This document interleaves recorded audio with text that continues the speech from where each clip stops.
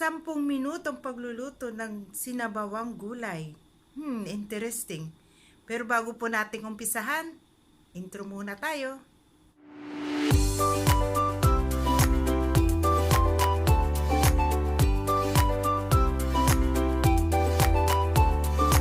Hello mga mare! Kumusta ulit kayo? Andito na naman si Mareng Rose ninyo.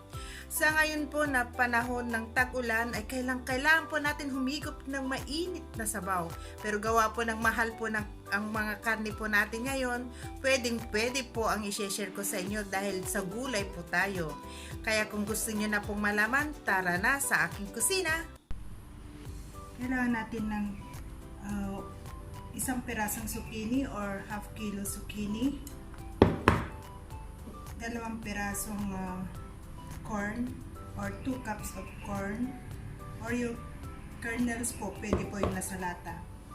Tapos 2 bawang po smash, 2 pirasong kamatis chop. And then kailangan po natin ng olive oil or natural oil. Then kailangan din natin ng mga 2 cups na vegetable stock.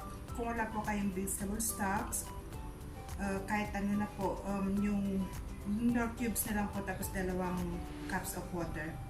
Ngayon po mag-start na po tayo magluto. Ngayon po, start na po natin ilagay yung olive oil, mga 2 tablespoon of olive oil.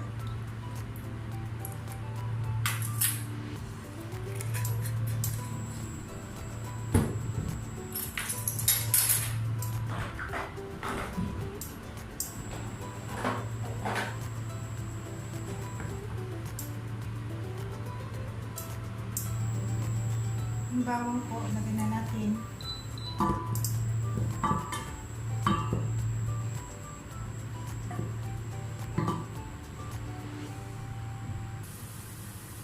Yan po, pag brown na po yung bawang, lagay na po natin una yung corn.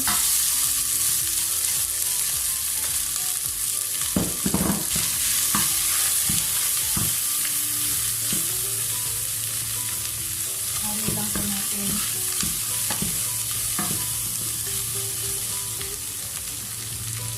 Mga 2 seconds lang po. Tapos lagyan na rin po natin kamatis.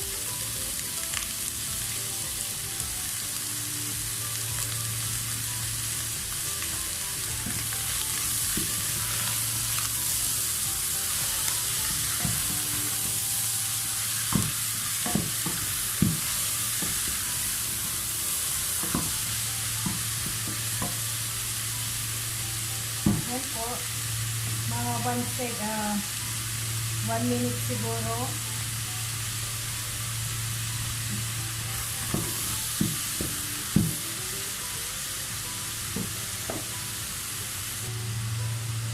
After 1 minute, lagyan na po natin yung zucchini or yung katulang na bango. Okay lang po yun. Mix po natin siya.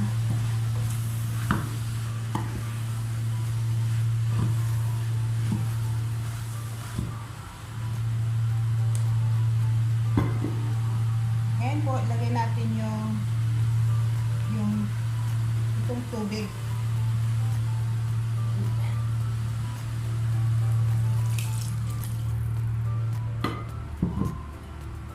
Kung hindi po kakasya yung 2 cups of water, pwede po tayong magdagdag. Pero hintayin nyo na lang muna siyang ma-absorb yung tubig, at kung alam niyo po na natatansyan nyo na kulang yung tubig, dagdagan nyo na lang po. Pabalik tayo after 5 minutes. Check natin. After 5 minutes po, lagyan natin ng paminta.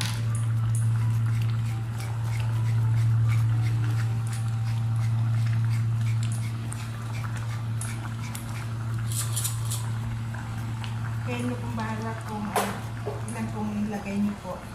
Sa akin na po kasi parang pinch lang po siya. Ngayon, takpan po ulit natin. Hinaan natin yung apoy.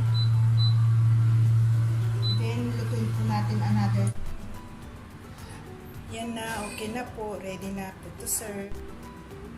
Ito na mga mare, yung soup natin, pwede po natin sabayan ng rice, white rice, red rice, black rice, okay po. Yan po. Masarap po ito.